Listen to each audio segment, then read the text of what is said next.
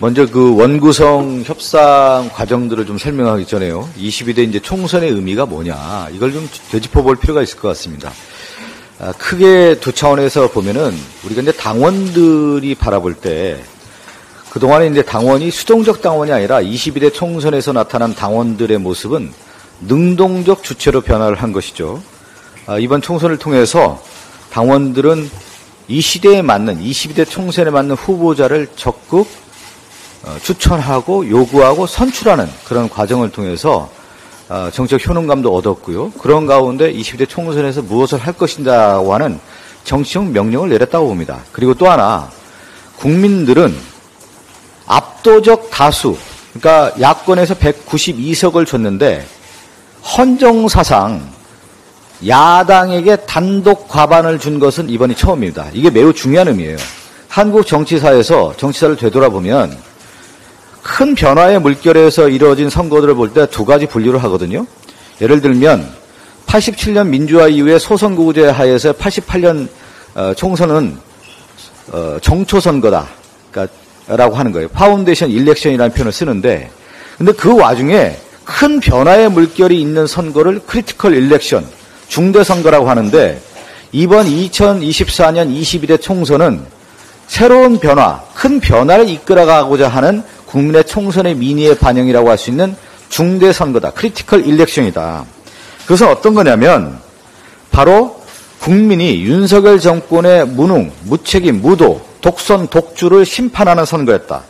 그리고 윤석열 정권이 2년간 누적된 이런 과오에 대해서 심판하는 선거였다는 것이죠. 그렇기 때문에 국민과 당원은 이 더 이상 못 살겠다, 바꿔야 된다 라고 하는 의미에서의 총선에 투표를 했다고 봅니다. 그리고 이번에 이제 그 최상면 특검에서도 봤듯이 국민들이 가장 중요한 민심의 바로미터 중에 하나가 윤석열 정권이 공정과 상식을 외쳤지만 자신들의 가족, 측근을 비호하는데 대통령의 거부권 등 권력을 사유한 모습에 대해서는 국민들이 용납하지 않겠다라고 하는 것이 이 총선의 민의에 등장한 것이죠. 윤석열 정권의 무능, 무도, 무책임, 독선에 맞서서 여기에 야당의 민주당에 단독 과반을 줬다라는 것은 개혁, 민생, 안보, 경제를 책임지라라고 하는 시대적 명령을 줬다라고 봅니다. 따라서 이러한 22대 총선의 의미에 더해서 22대 국회는, 민주당은 국민의 지지를 받드는 국회, 또 정책 효능감을 주는 개혁국회, 더 나아가 수권 정당으로서의 민주당이 더 나아가는 모습으로서 국민에게 다가와야 된다.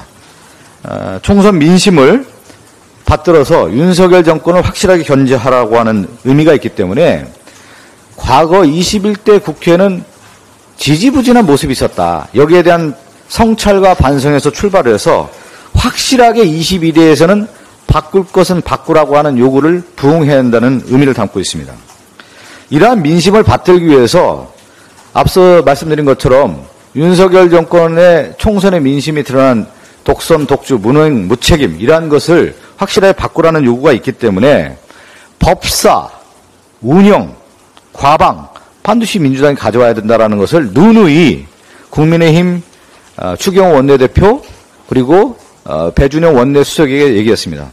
저희들이 언론에 하도 많이 해서 얘기한 걸 간단하게 정리를 하면, 법사위는 최혜병특검법 22대 국회에서 저희가 1호 법안으로 처리해야 되는 거란 말이죠. 신속 정확하게 해야 되고 확실하게 해야 되는데, 그러면 법사위가, 우리가 야당으로서 법사위원장을 가져와서 이 법안을 처리하는 것이 이 시대의 의미를 담는 것이고요.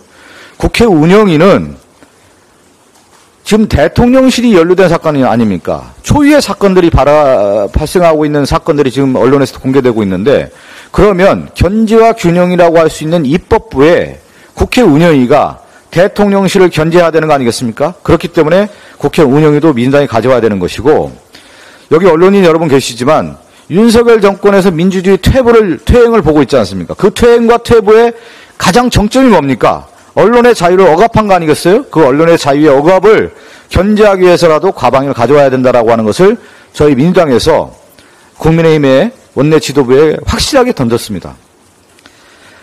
그리고 이제 국회법 얘기를 할 수밖에 없는데 원구성 협상과 관련해서요. 국회법은 6월 5일 날 국회의장 선출하게 돼 있고 3일 이내에 상임위원장 선출하게 돼 있는데 이 의미는 어떤 의미냐면 과거에 92년도에 원구성이 10월 달에 됐다고 합니다. 10월에.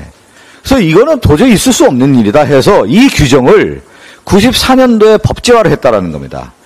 그래서 제가 이 법에 대한 해석, 6월 5일 날 국회의장 선출하고 6월 7일 날 상임위원장 선출이라고 하는 의미는 그 이전에 여야가 이미 협상을 해서 특히 5월 30일 날 임기가 시작하지 않습니까? 22대.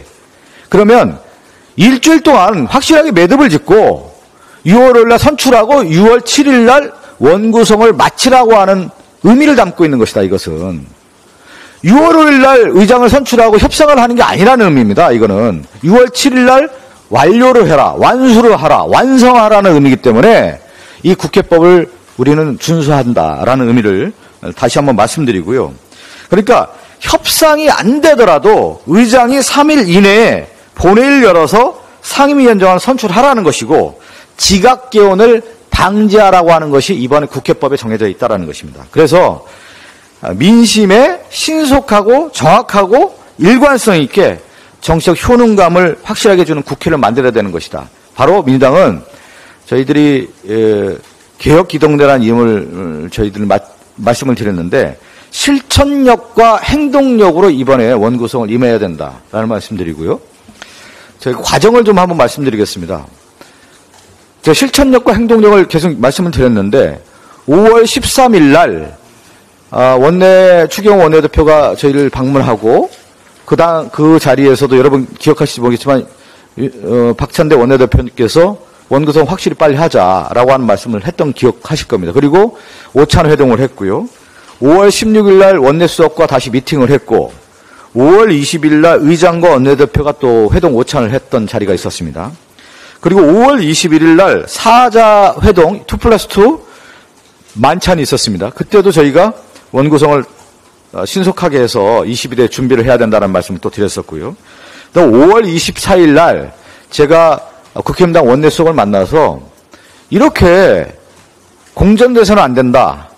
국힘당이 생각하고 있는 우리가 의석수 22대 국회 의석수의 배분에 맞춰서 11대 7이라고 한다고 하면은 7개에 대한 안을 가져와라.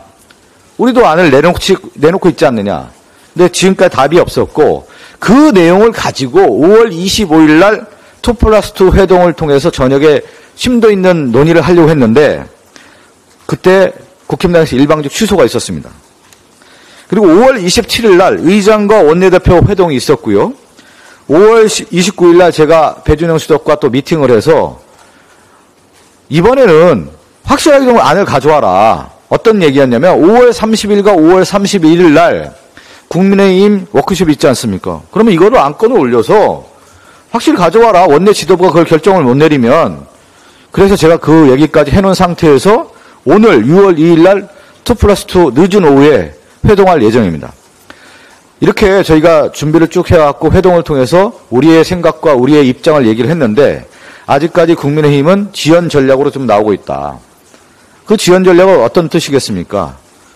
국회의 효능감을 없애고 무능화시키겠다는 의미를 담고 있기 때문에 우리는 이것을 용납할 수 없는 문제다. 따라서 6월 5일 날 국회의장 선출과 6월 7일 날 원구성 완료라고 하는 국회법을 준수하는 가운데에서 오늘 회동을 임하려고 하고 있고요. 그것을 확실하게 저희가 다시 한번 국민의힘에게 의사 전달을 하고 각인시키려고 하고 있는 지금에 있는 모습입니다. 이상 말씀드리겠습니다.